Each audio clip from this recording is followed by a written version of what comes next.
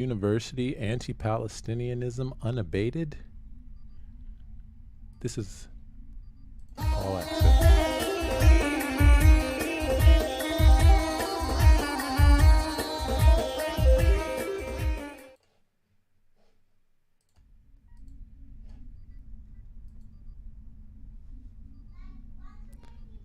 UN rights chief worries over Israel-Palestine violence. This is MirageNews.com.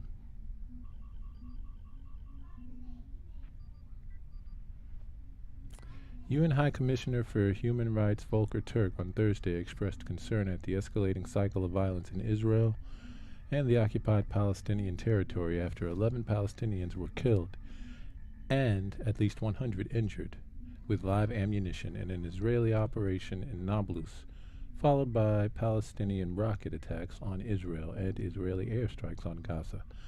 I am deeply concerned that scores of Palestinians, including a boy, 3 older men, were killed and hundreds injured in the Israeli operation in Nablus, and by airstrikes and rockets between Israel and Palestine armed groups in the Gaza Strip, said Turk.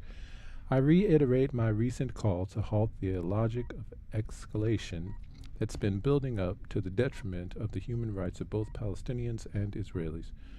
The High Commissioner also expressed concern at the Israeli security forces' use of explosive weapons during the operation in Nablus. Conducting an operation involving shoulder-launched explosive projectiles and other weapons, typically associated with hostilities in a highly populated area in broad daylight at a time of heightened public activity, suggests concerning disregard for the lives and security of bystanders. Turk said, all law enforcement security operations must be conducted in full compliance with international human rights law, including by ensuring that all killings and serious injuries are investigated in accordance with international norms and standards, he said. This material from the originating organization may be of point in time, nature, edited for clarity, style, etc. And from the Arab League, from English Wafa.ps, the Arab League discusses Israeli aggression on Palestinian people.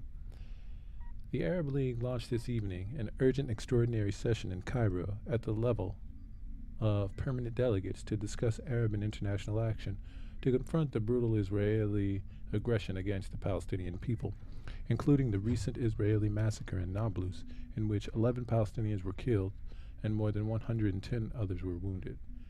Chaired by Libya, the sessions being attended by Assistant Secretary General of the Arab League Hassam Zaki and Assistant Secretary General for Palestine and the occupied Arab territories Saeed Abu Ali, and delegates and representatives of the member states of the Arab League. The sessions being held at the request of President Mahmoud Abbas to discuss providing international protection for the Palestinian people against in view of the escalating Israeli aggression, which culminated in the heinous massacre yesterday in Nablus.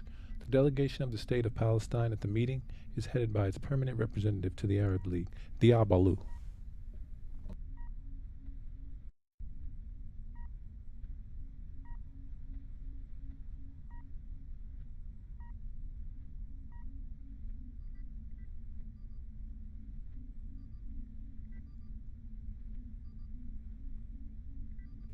And from the Palestine Chronicle, Arab countries slam horrific crimes following Israel's massacre in Nablus. Saudi Arabia, Egypt, Qatar, and Jordan have condemned Israel's deadly raid in the occupied Palestine territories when 11 Palestinians, including a minor and an elderly man, were killed by Israeli forces in Nablus on Wednesday. Saudi Arabia, a serious violation of international law. Saudi Arabia called the massacre a serious violation of international law and urged the international community to do more to stop the violence. Earlier, Israeli Prime Minister Benjamin Netanyahu congratulated the Saudis for their founding day on February 22nd, sparking concerns that the two countries could develop an informal relationship. Egypt expresses deep concern regarding the dangerous and continued escalation witnessed by the occupied Palestinian lands recently, according to the foreign minister. The ministry warned that the massacre could complicate the situation in the region and undermines efforts to achieve peace between the Israelis and the Palestinians. Qatar condemns explosive situation. Qatar's Ministry of Foreign Affairs issued a strongly worded statement condemning the Israeli massacre and warned of an explosive situation in the Palestinian territories as a result of the Israeli escalation. Doha urged the international community to hold Israel accountable for its horrific crimes in the Palestinian territories. Jordan slams horrific crimes. Jordan also slammed the massacre, saying it's consistently condemned Israeli incursions into occupied Palestinian cities, including today's raid in Nablus. 11 Palestinians, including a 16-year-old, were killed by Israeli forces, and hundreds of others were wounded by Israeli gunfire and tear gas in what was the deadliest Israeli raid in the occupied West Bank in nearly 20 years. Israel launched nearly daily raids in the occupied West Bank since March 22, 2022, killing at least 61 Palestinians since the beginning of 2023. Netanyahu's far-right Israeli group, which came to power in November 2022, has intensified the persecution of the Palestinians while vowing to expand settlements in the West Bank. It includes extreme right ministers who've made incendiary racist statements against Palestinians before. From Al-Mayadeen, resistance shell settlements following massacre. IOF strike Gaza. IOF is Israeli occupied force. In response to the recent Israeli aggression in Nablus, Palestinian resistance factions in Gaza target settlements adjacent to the Strip with several missiles. At dawn today, this is yesterday, the Palestinian resistance responded to the occupation's raid on Gaza with several missiles targeting settlements in the Gaza Strip amid overflights by occupation warplanes. Al-Mayadeen's correspondent in Gaza reported sirens heard in the settlements of the Gaza envelope. Simultaneously, a spokesperson for the Israeli occupation army said that warning signs were activated in Ascalon, Sderot, and the Gaza envelope after 6 rockets were launched from the Gaza Strip. Israeli warplanes launched at dawn today multiple missiles at a Palestinian resistance site in Al-Shati refugee camp west of Gaza City, as well as another in Al-Bureij City, central Gaza Strip. According to local media, the warplanes bombed the Badr site northwest of Gaza City with a missile using a helicopter. Eyewitnesses reported that around 2 hours before the Israeli raids or massacre, 8 rockets were fired from the Gaza Strip toward the occupied territories bordering the Strip. A source in the Islamic Jihad movement told AFP that its members fired a barrage of rockets at the settlements around the Gaza Strip in response to the Nablus Massacre in the northern West Bank, which Palestinians were martyred by Israeli occupation forces. 11 Palestinians, including a young boy, were martyred, and more than 100 others were wounded by live fire in confrontations that erupted between Palestinian resistance fighters and Israeli occupation forces after the latter stormed the northern occupied West Bank city of Nablus on Wednesday morning. I think it's important to say that this is done on purpose. This is done on purpose. How is it that 100 people are shot by live fire? These people were targeted in a very negative manner. I'm not. I see the reason why it's done this way. For the brutality, for the widespread brutality to be seen to be witnessed by so many people, is a powerful deterrence. So a martyr in Jenin. Simultaneously, the Palestinian Health Ministry confirmed on Thursday morning the death of a young man who was shot and seriously injured by Israeli soldiers in Jenin in the northern West Bank 2 weeks ago. The health ministry identified the young man as Mohammed Nabil Fauzi Abu Sabah, 29, and added that the soldiers shot him in the abdomen. Amid the West Bank's volatile situation, armed resistance fighters in Tulkarm Governorate in the northern Western Bank, or the northern West Bank, announced the formation of Rapid Response Unit Tulkarm Battalion Group on Wednesday night. A group of masked gunmen confirmed their march down the path of martyrdom and announced that they'd shot at occupation soldiers stationed at the Al-Taybeh checkpoint near Tulkarm before midnight last night. This is the first time that resistance fighters appear in Tulkarm Governorate in front of cameras to announce the formation of an armed battalion since the end of the Second Intifada in 2005. This came as the Israeli occupation continues its aggression in the occupied West Bank, particularly in the city of Jenin and Nablus. يا إخواننا في جنين ونابلس وفي الضفة عامة نعزيكم ونعزي أنفسنا بشهدائنا الذين التقوا اليوم في جبل النار، كما ونعزي أنفسنا فإن مصابنا ومصابكم واحد، وإن دماءنا ودماءكم واحدة، ولا فرق بيننا وبينكم إلا أنكم قد سبقتونا إلى درب المجد والعز، وإنا والله بكم لملتحقون. يا أيها الشعب العظيم الذي تعجب الصبر لصبركم واستنكر العدو لشدة باسكم، يا من كنتم ولا زلتم وقود الثورة، يا من بذلتم الغالي والنفيس لأجل دينكم ولأجل أقصانا، وإن أملنا فيكم كبير وثقتنا فيكم عالية، أن تلتفوا من حولنا، فإما نكون كالبنيان المرصوص وإما لا نكون. بسم الله الرحمن الرحيم.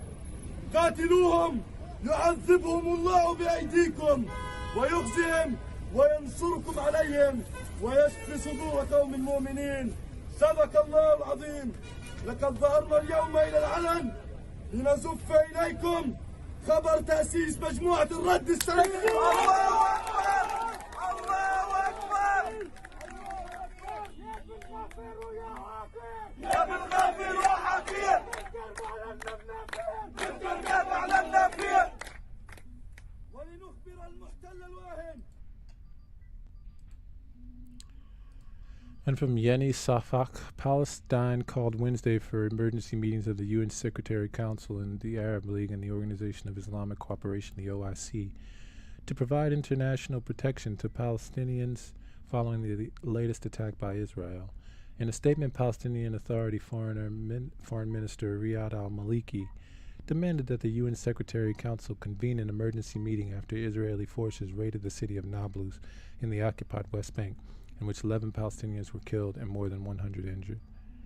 We demanded that Israel be condemned for the massacres committed against the Palestinians, the latest one in Nablus, and to provide international protection for the Palestinians, al-Maliki said in the statement.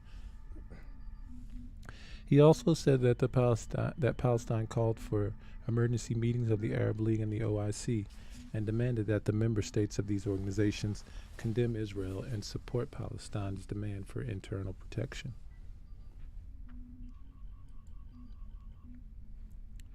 UN decries settlement activity occupied Palestine or Palestinian territory.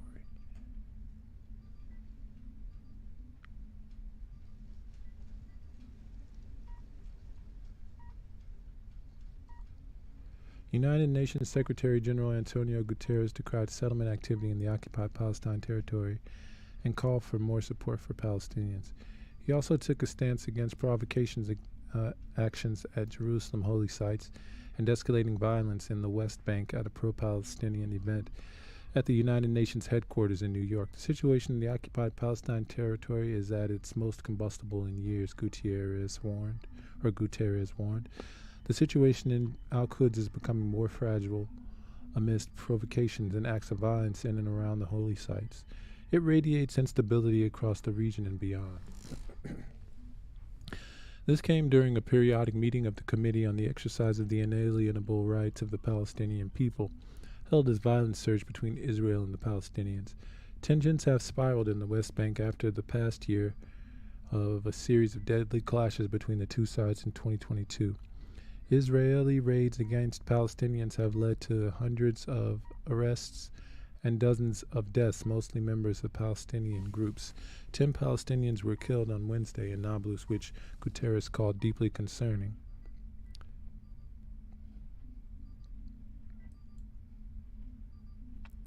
And from Al-Mayadeen, after Nablus Massacre, Lions Den says fighters welcome to join group. The Palestinian Ministry of Health announces that the number of martyrs in the Israeli massacre in Nablus has risen to 11. The Palestinian Ministry of Health announced on Wednesday that the number of martyrs have risen to 11, and the ministry said earlier that 102 citizens were injured during the IOF raid, some of whom are in critical condition, and were transferred to Rafidia Government Hospital in Nablus. A mass funeral was held in Nablus for 10 of the martyrs, amid public outrage calling for revenge for those killed by the Israeli occupation forces. Palestinian resistance group The Lion's Den, Arin al-Usud, said in response to the Israeli massacre, "We'll respond with a blow to the occupation, and everyone should know that the statements of denunciation and condemnation will not fend off the enemy." The group also announced that the door to partake in resistance operations along the forces of the Lion's Den group is open, noting that engaging in battles of honor requires nothing but determination and sincere intention. During the IOF storming of the city, the Lion's Den called on the Palestinian people and its resistance to take to the streets and confront the occupation forces in support of the brothers in Nablus. For his part, the Secretary General of the Palestinian Islamic Jihad movement, Ziad al-Nakhala, affirmed that what happened today in Nablus is a major crime committed by the occupation against the Palestinian people, stressing that it's the duty of the resistance forces to respond to this crime without hesitation. Heavy confrontations erupted between Palestinian resistance fighters and Israeli occupation forces on Wednesday morning after the latter stormed Nablus. The occupation brought in large military reinforcements from the Hawara military checkpoint. Palestinians circulated footage of occupation vehicles storming the Eastern Market, while many residents were still there. Following the massacre, the military spokesperson for Al-Qassam Brigades, Abu Obeida, said the resistance in Gaza is watching the Israeli occupation's escalating crimes against Palestinians in the occupied West Bank, warning that its patience is running out. Israeli offensives continue in the northern West Bank for several months now, under the pretext of pursuing wanted individuals, with most raids being concentrated on Nablus, Jenin, Beit Laim, and Ramallah, and Al-Khalil.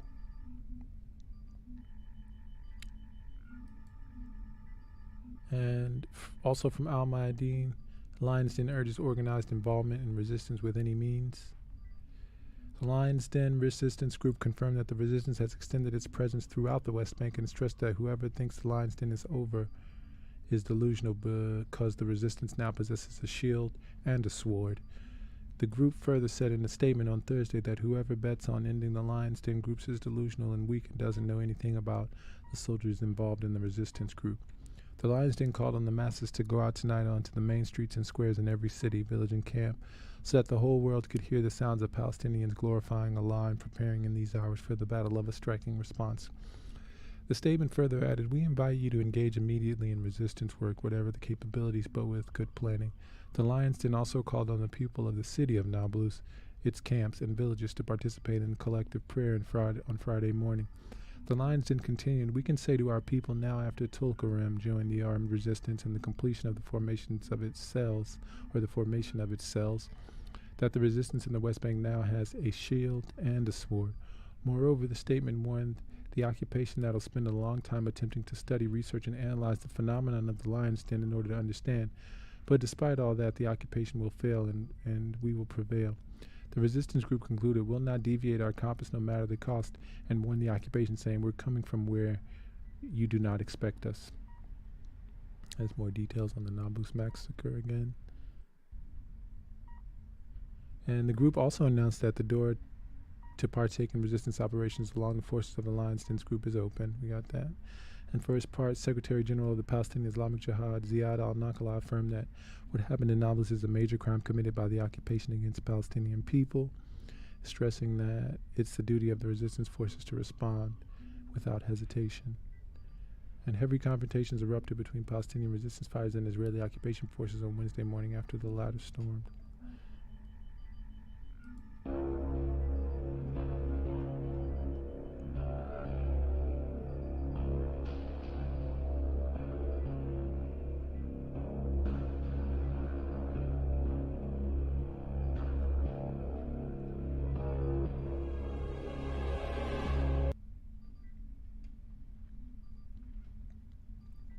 The occupation brought in large military reinforcements from the Hawara military checkpoint, and Palestinians circulated footage of occupation vehicles storming the Eastern Market while many residents were still there.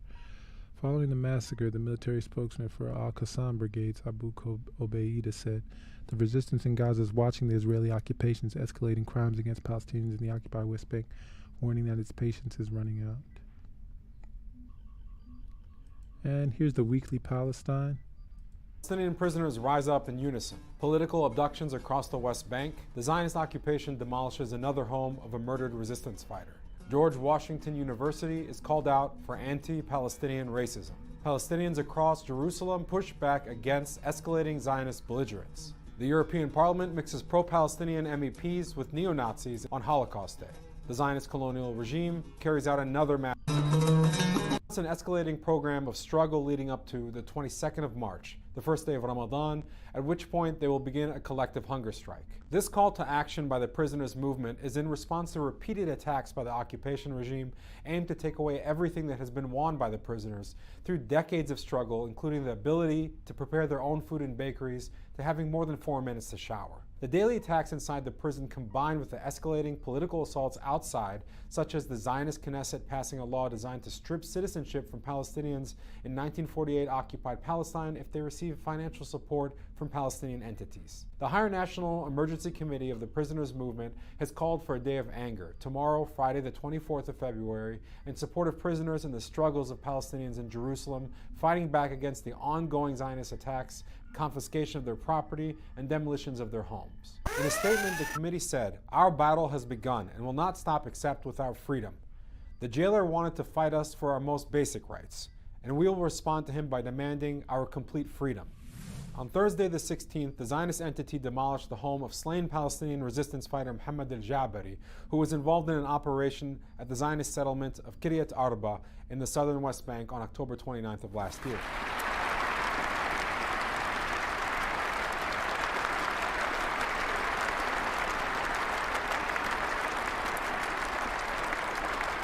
According to Jabari's family, a Zionist court had issued the decision to demolish their home a few days earlier, but they were notified of the date just hours before the order was carried out. Zionist forces stormed Hebron early on Thursday, restricted access to the home, and forced dozens of other families to evacuate their homes for hours until the detonation was completed. The Zionist entity routinely demolishes the homes of Palestinians who carry out resistance attacks, in a practice broadly condemned by rights groups as collective punishment. Students at George Washington University say the school has discriminated against Palestinians by canceling access to a virtual space that was registered for the purpose of providing mental health services to Palestinians suffering from trauma as a result of the Zionist occupation. A civil rights lawsuit has been filed by Palestine Legal with the U.S. Department of Education's Office for Civil Rights on behalf of several students addressing the ongoing hostile environment of anti-Palestinian racism that exists on campus. The filed complaint alleges that by canceling a virtual processing space for Palestinian students, George Washington University denied Palestinian students mental health services. One such student, according to Palestine Legal, had been shot by an Israeli soldier while studying remotely from her home in the occupied West Bank. Palestine Legal's complaint invokes Title V of the Civil Rights Act of 1964, which forbids federally funded institutions from discriminating against minorities. Title V has been often used to attack Palestinian and Jewish groups on U.S. campuses who attempt to block Zionist speakers from visiting their universities in an attempt to link anti-Zionism to anti-Semitism, such as occurred at the University of California, Berkeley in November of 2022. As such, the complaint also demands that the university be required to accept that anti-Zionism is anti-racist, and also that the university refuse to adopt the International Holocaust Remembrance Alliance working definition of anti-Semitism, which is opposed widely by Palestinian, Jewish, and international organizations all over the world. On Sunday the 19th, Palestinians in occupied East Jerusalem declared a general strike in protest of the growing crackdowns by the Zionist entity in the city and the array of measures imposed by the National Security Minister Itamar Ben-Gvir. This past week, at least 7 buildings were demolished in Jerusalem, 100 people arrested, and dozens of roadblocks and checkpoints were set up where the confiscation of money and assets from former and current political prisoners took place. Inside of prisons, Ben-Gvir imposed harsh conditions against the prisoners, such as closing prisoner-run food canteens, cutting off hot water, and removing kettle and gas stoves used to heat food. The civil disobedience is aimed at confronting the collective punishment that Palestinians in Jerusalem and across occupied Palestine are subject to. It includes striking from Israeli workplaces and also refusing to pay taxes to the Zionist-run municipality and other state agencies. Protests have also been held by young Palestinians at the entrances to neighborhoods such as Shafat, Anata, Jabal al-Mukabbar, Aisawiya, and Al-Ram. On Tuesday, a report from the Spanish newspaper El Diario revealed that the European Parliament's Information Security and Analysis Unit drew up a list of left-wing and right-wing MEPs ahead of Holocaust Remembrance Day with the visit of Israeli President Isaac Herzog. The list contained names of the MEPs and remarks for each one on the political positions they expressed. On this list were both neo-Nazi deniers of the Jewish genocide as well as anti-Zionist MEPs who have expressed solidarity with the Palestinian cause. For example, MEP Manu Pineda of the United Left has said he has, quote, strong anti-Israel positions rather than anti-Semitic ones. During a debate in Strasbourg on December 13th, he also called Israel a, quote, criminal regime that detains and murders Palestinian children every day and pursues a systematic policy of ethnic cleansing and apartheid. He also pointed out that the European Parliament had failed to impose reciprocal measures on Israel regarding bans of entry into the EU. Finally, he called Israel a colonial regime. This happens in the same week in which the Delegation for Relations with Palestine was to make its official visit. Manu Pineda, as president of this delegation, was banned from entering since the announcement of the visit. However, MEP Ana Miranda of the Galician BNG formation was deported on February 21st after having received a favorable authorization. Miranda was detained for 6 hours at the Tel Aviv airport before being deported. Lastly, yesterday, February 22nd, 11 Palestinians, including a child and 3 elders, were murdered and more than 100 were wounded during a military raid by the Zionist colonial forces and the occupied West Bank city of Nablus. First-hand witnesses and video footage show over 60 Israeli military vehicles storming Nablus at around 10 a.m. local time, just after an undercover unit was spotted in the historic old city. The raid lasted for 4 hours and was mainly focused on a building in the city that was purportedly housing Palestinian resistance fighters. The Zionist forces besieged the house and also fired missiles at the building, also stationing snipers in the surrounding areas. Palestinian media reported that 2 resistance fighters, 24-year-old Hussam Bassam Aslim and 23-year-old Muhammad Omar Abu Bakr, were inside the house and refused to surrender. A voice recording of Hussam was shared on social media after the raid started, in which he can be heard saying, "We're in trouble, but we won't surrender ourselves. We won't hand over our weapons. I'll die as a martyr. Keep carrying weapons after us." A moment of silence for the martyrs. And that's Al Palestina. This is Fault Lines with Robert in Lakesh. 11320. Your engagement helps make the show what it is. Don't be shy. However, we're going to be full for the rest of the show. But I want to bring in our guest. We have Robert in Lakesh. I'm going to nail it this time around. Robert is a journalist, writer, and political analyst who has lived and reported from the occupied Palestinian Western Bank. He has written for publications such as Met Press, Mondoweiss, Memo, and various other outlets. He specializes in the Middle East, and particularly Palestine and Israel. Robert, welcome to the show again. How are you doing today? Thanks for having me back. I'm doing fine. No, thank you for joining us. So, at least, I'll just read it. At least 11 Palestinians were killed during an Israeli military raid in the occupied West Bank on Wednesday, according to the Palestinian Health Ministry, which added that Israeli forces wounded more than 100 others in what they call fighting. That is astonishing. They were basically looking for either 2 or 3 people, and they end up killing a 16-year-old boy, 72-year-old man, and of course, injuring 100 people. Give us a rundown on this. This seems radically appalling. The idea that you're looking for 1 or 2 and you end up injuring 100. They basically surrounded an apartment block. But give us your take on what is going on here in Nablus. Well, they're trying to crack down on the armed group called the Lion's Den, and basically they're collectively punishing the entire city because it's well known that everyone supports the Lion's Den armed group and what they're doing. And of course, they've been doing this regularly, not just in Nablus, but also in Jenin, in Ariha, or Jericho in English, where they killed 5 people just a few weeks ago.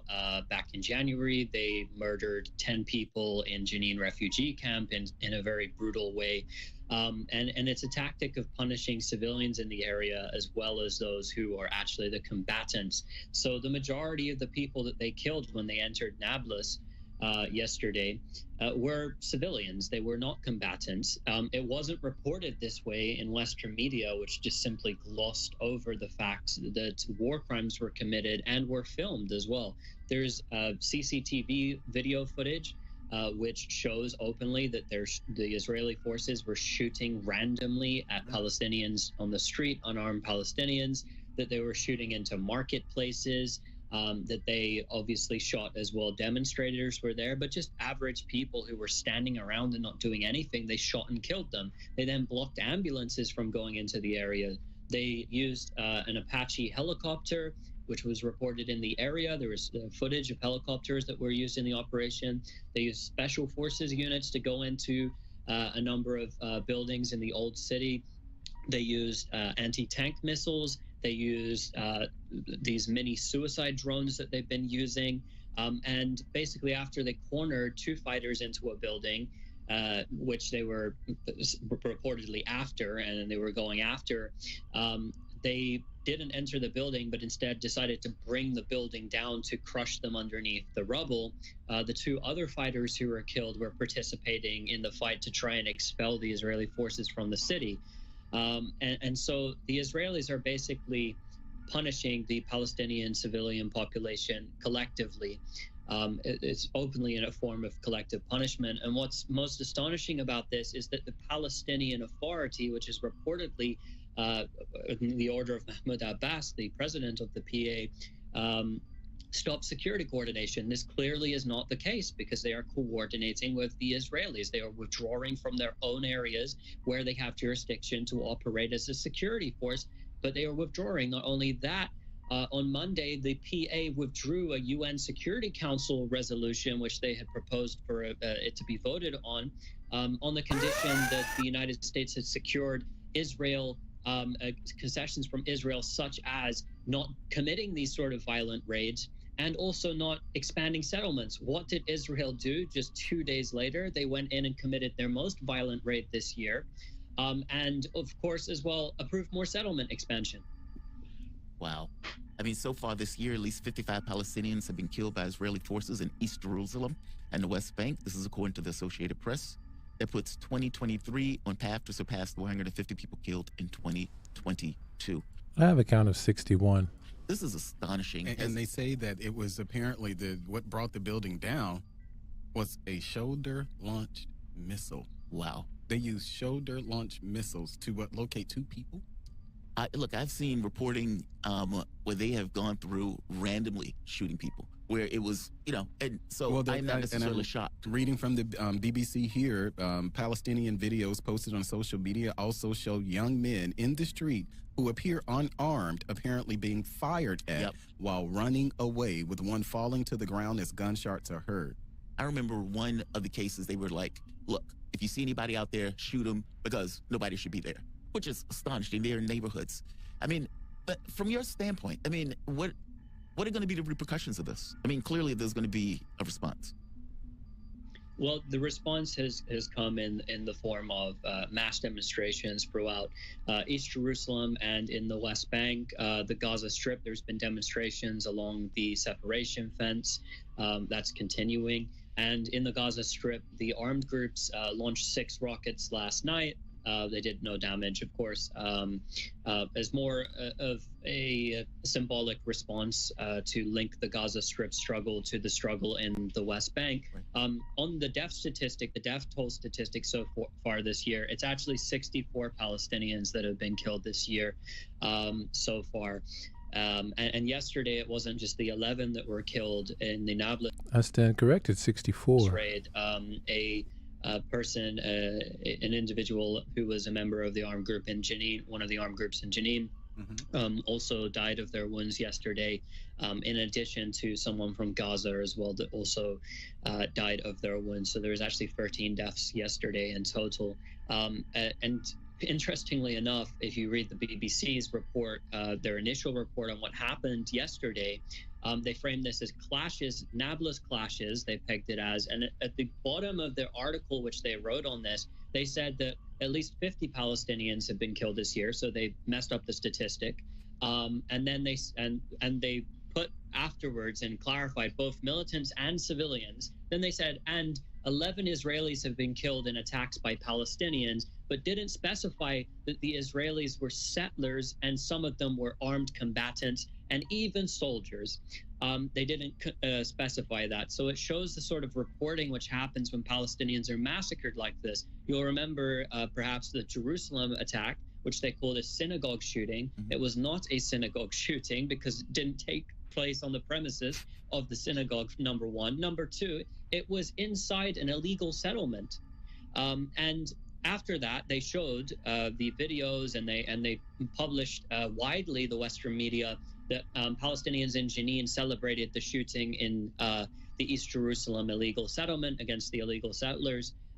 They published this, and they said, oh, look, they're celebrating. When yesterday the Israelis celebrated and were handing out sweets and candy in the street and dancing around about it, the Israeli settlers, what happened yesterday, that was not publicized anywhere, and it was pegged as a part of the conflict. So Palestinians can't be civilians, according to Western media, and they just die in raids and clashes, even when it's elderly people and teenagers and children. But when Israeli settlers who are illegally occupying land, guarded by a standing army, are killed, this is something the whole world needs to mourn, and they need to have rolling coverage for at least 4 hours on it. Wow. Hey, brother.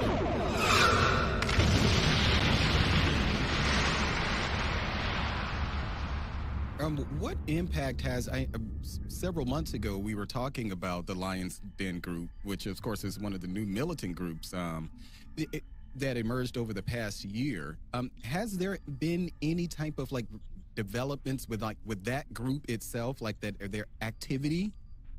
Because I believe two of the people who were killed, Islam and the other person, I know they were members of the Lion's Den, but is there any activity building around them? There's a lot of public support. The problem is that the Palestinian Authority operating in Nablus itself bans, for instance, people printing anything with their logo on it. It is actively attempting to hunt them down in terms of arresting them. It has arrested a number of members of the Lion's Den, and is feeding intelligence to the Israelis, despite the fact that so-called they've canceled their security coordination. That's at least what they announced publicly. They've been arresting their operatives. But the group is actually growing in numbers, actually. The amount of armed members of this group continue to grow. The public support is massive. It has overwhelming support from the majority of the Palestinians. All polling data suggests that 80 to 90% of people support, actively support what they're doing.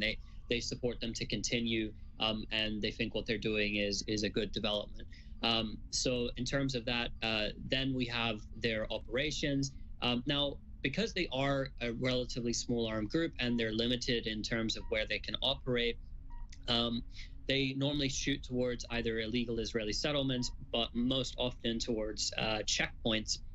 And a lot of these attacks are more symbolic than anything else, because these are obviously highly guarded areas. They do this in order to sort of let the Israelis know that they're there. And if they enter Nablus, they will attack them as well.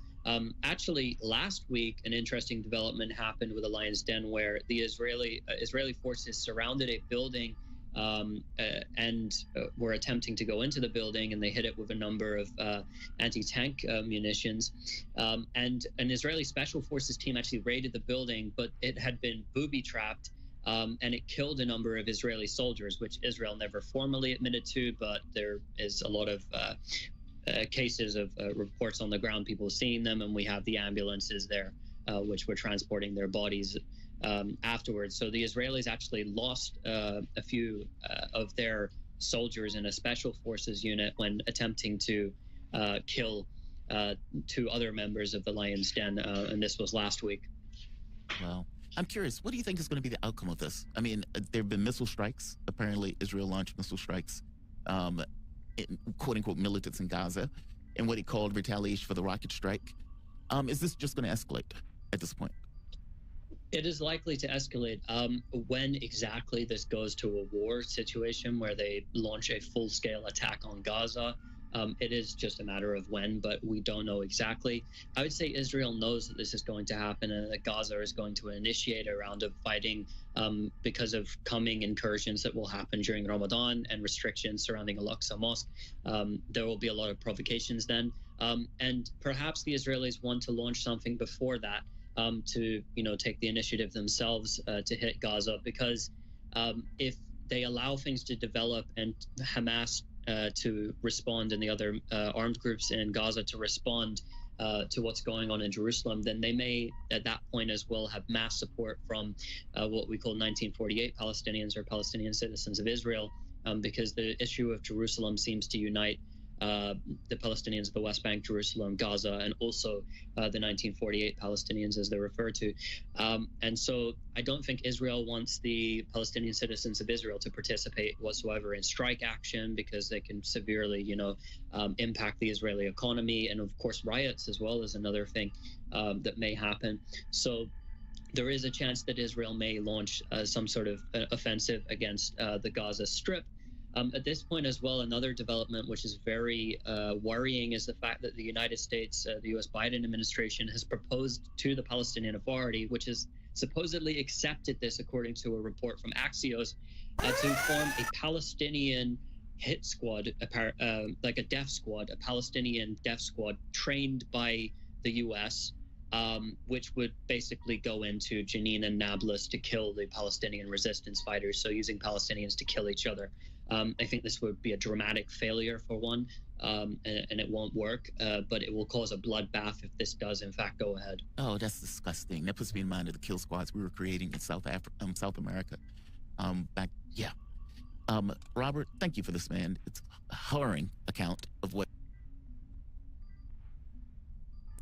Remember, your engagement through a like, share, and subscribe will propel us at warp speed towards the continuation of our mission to truthfully go where no news will have been going before.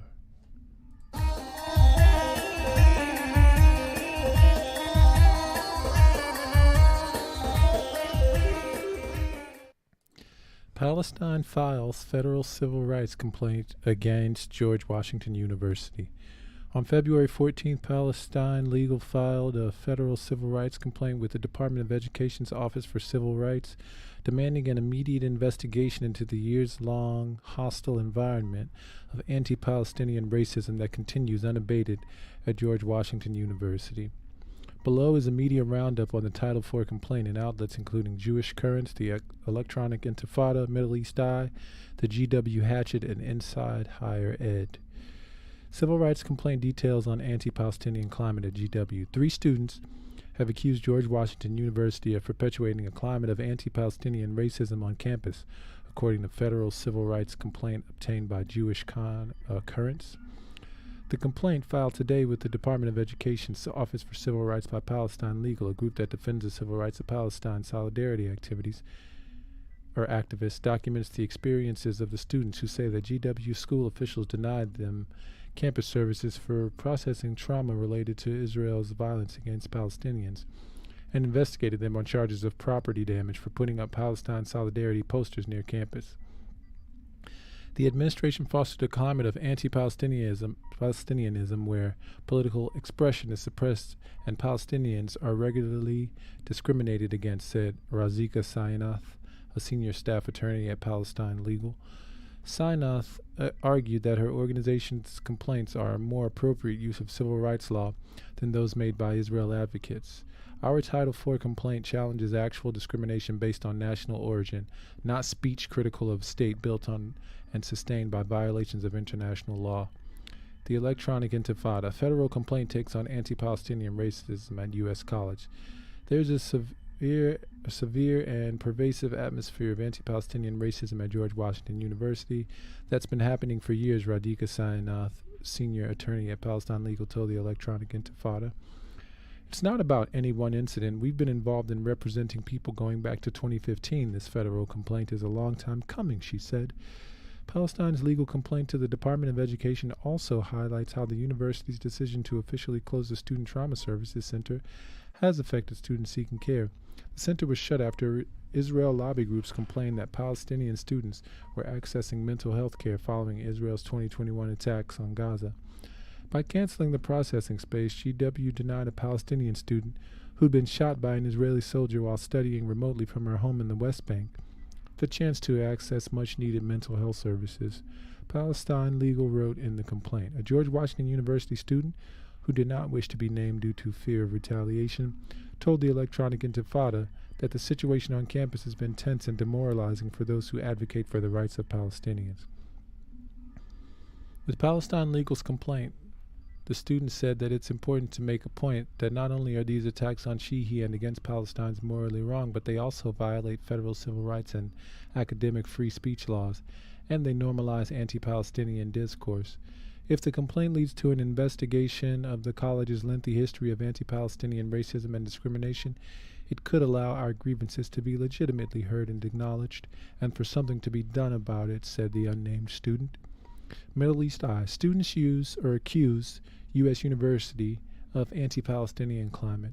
There's simply no justification for GW's racist, bigoted treatment of Palestinians, Palestine Legal Senior Staff Attorney Razika Sainath said in a statement.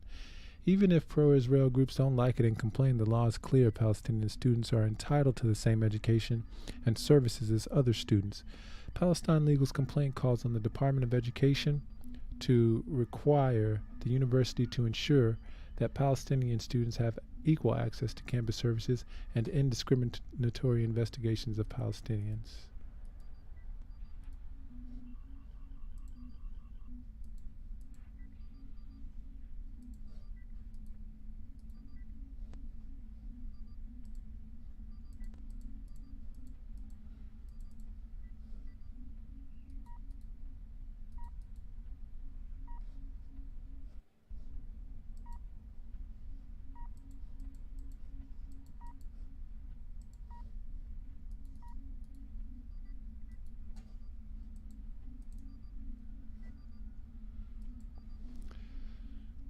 Federal civil rights complaint outlines pattern of alleged racism against Palestinian students. Palestine Legals representing 3 students who allege they were the target of anti-Palestinian discrimination, according to the release.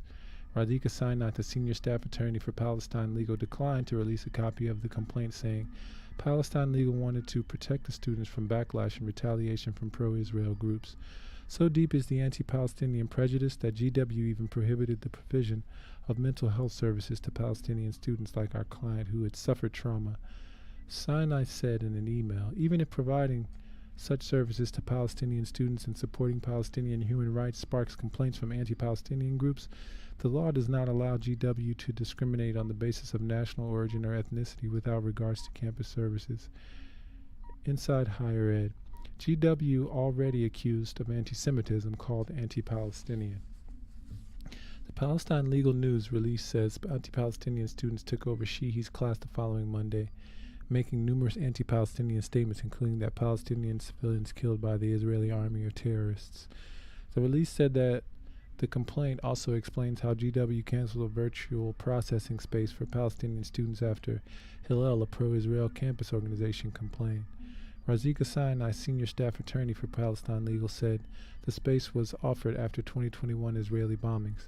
A student is anonymously told Insider Hayed that she wanted to use the space after being hit with a tear gas canister and having rifles pointed at her.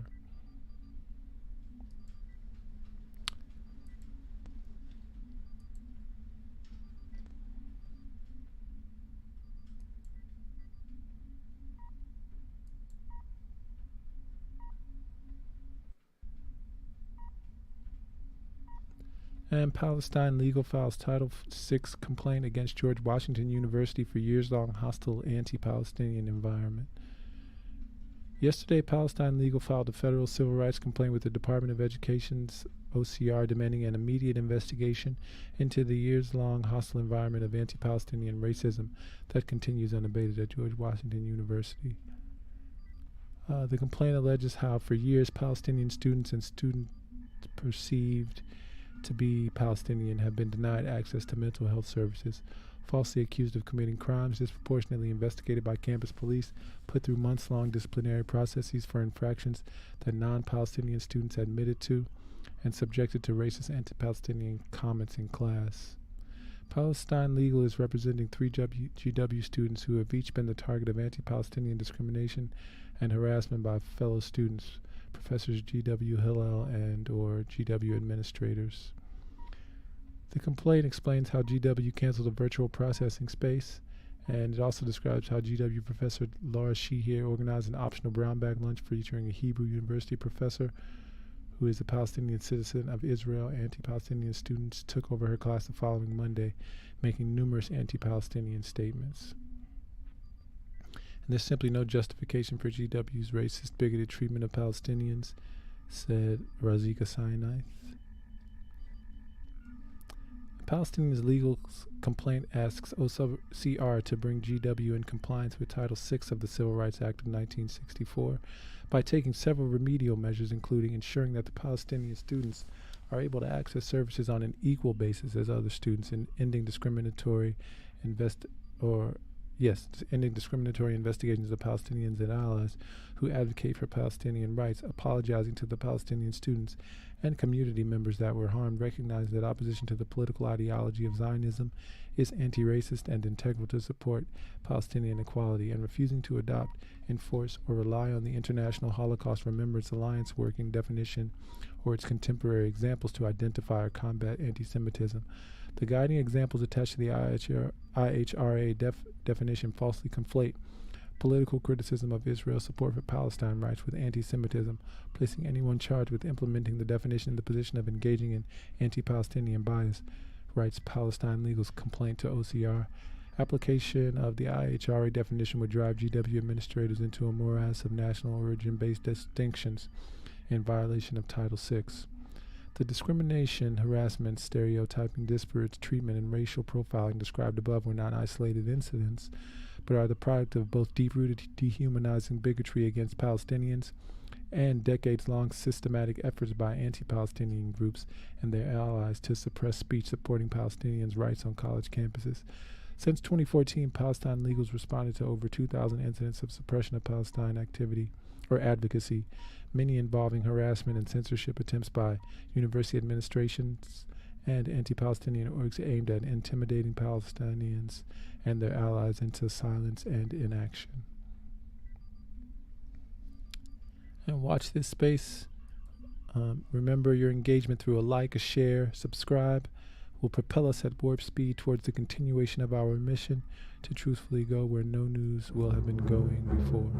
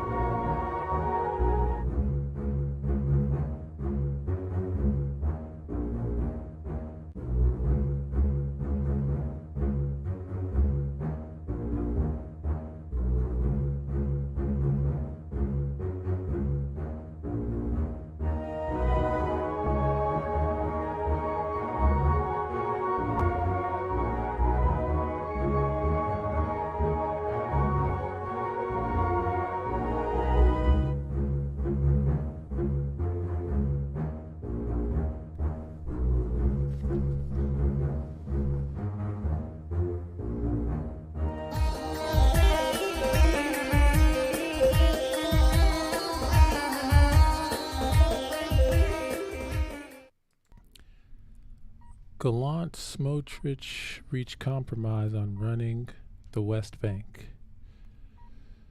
Defense Minister Yoav Gallant and Adjunct Minister in the Defense Ministry Bezalel Smotrich on Thursday signed an agreement in keeping with the coalition agreement between Likud and religious Zionism regulating the division of powers between them with regard to managing the liberated territories of the West Bank. And this term liberated is in a matter of opinion.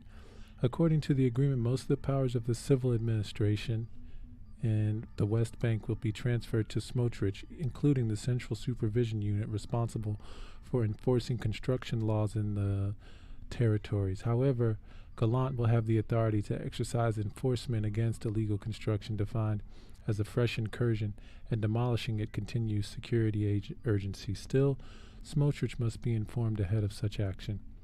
Religious Zionism sent out a press release celebrating 14 issues that have become Smotrich's domain as of Thursday. The civil powers in the West Bank are transferred to Smotrich and will be handled by a deputy chief of the civil administration who will be a civilian. All civilian administration staff officers will be civilians and serve under the deputy chief. The government will issue an ordinance to that effect. The civilian staffers will be fully subordinated to the civilian administration deputy chief. The appointment of civilian staff officers will be the responsibility of Minister Smotrich. Planning and construction in the West Bank, convening of the Supreme Council or the Supreme Planning Council, is the responsibility of Minister Smotrich. The Illegal Construction Supervision and Enforcement Unit is the responsibility of Minister Smotrich. As part of the struggle for open spaces, Smotrich will have the responsibility to initiate new development of nature reserves in the West Bank.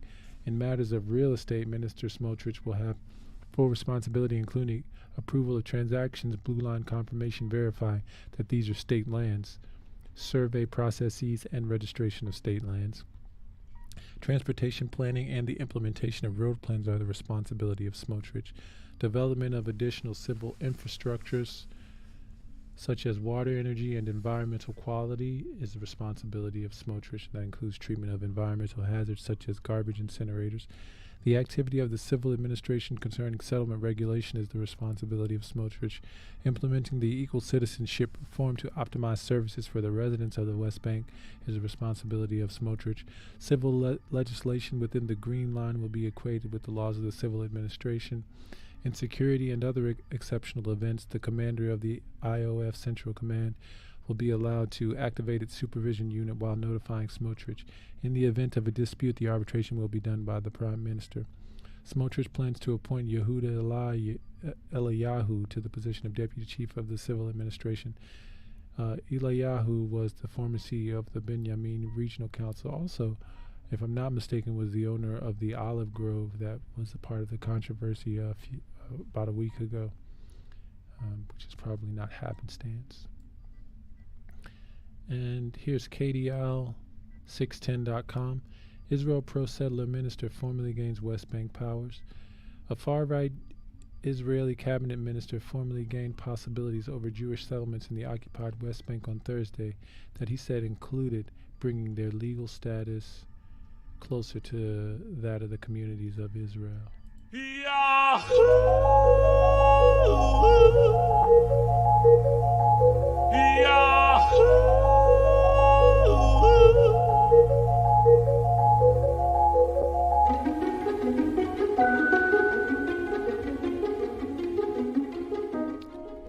Finance Minister Bezalel Smotrich wields a supervisory role for settlers in the Defense Ministry as part of his coalition deal with the Minister Benjamin Netanyahu, prompting increased U.S. focus on Israel's West Bank policies. A 14-point statement issued by Smotrich after he agreed on division of roles with Defense Minister Yoav Gallant included the assertion that legislation on all settlement civilian matters will be brought into line with the Israeli law. Asked to elaborate on a Smotrich spokesperson said, equal application of relevant laws on labor, the environment, etc., that are legislated in Lesser Israel.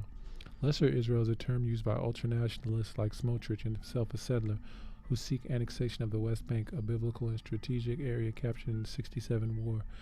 All settlement is illegal, and any attempt by Israel to legalize or annex these settlements is rejected and is a violation of international resolutions, said Nabil Abu Rudaina, spokesperson for Palestinian President Mahmoud Abbas. The U.S. has reiterated its decades-old calls for a two-state solution between Israel and the Palestinians and called for a restraint after a surge in violence in the West Bank, which the Palestinians want as the core of a future state. Washington has also urged Israel not to expand settlements which most world powers deem illegal. Smotrich said he would now also have total responsibility over zoning surveys and sales of West Bank lands for settlers who number around 500,000 among 3.1 million Palestinians. Confirming the Smotrich agreement, Netanyahu said it was pursuant to the coalition deals. Netanyahu said in 2019 that he would annex West Bank settlements, alarming the West and prompting the UAE and Bahrain to forge ties with Israel a year later in exchange for the Prime Minister shelving the territorial plan. The platform of Smotrich's Religious Zionism Party calls for advancing West Bank settlement in the face of a complex U.S. administration by focusing dialogue on the extent of sovereignty Israel will assert and the scale of construction and retroactive authorization of unsanctioned settler outposts. If formal annexation is not possible due to U.S. opposition, it adds de facto assertion of sovereignty should be pursued. And from Barak Times, Smotrich handed sweeping powers over West Bank control over settlement planning. Religious Zionism leader and finance minister Bezalel Smotrich has been given broad authority over civil issues in the West Bank, allowing him to deepen Israel's presence in the West Bank, increase settlement construction, and thwart Palestinian development. The authorities being transferred to Smotrich after an extended internal coalition battle over the issue include enforcement powers over illegal construction, authority over planning, and construction for settlements and land allocation matters. The agreement between Smotrich and Defense Minister Yoav Gallant gives the ultranationalist leader sweeping powers over the territory and allows him to pursue his goal of thwarting Palestinian aspirations for a state in the West Bank, allowing the Israeli population to settle there increases significantly. The agreement was condemned by left-wing anti-settlement organizations including Yeshden, the Federation for Civil Rights in Israel, and breaking the silence which said it amounted to illegal de jure annexation.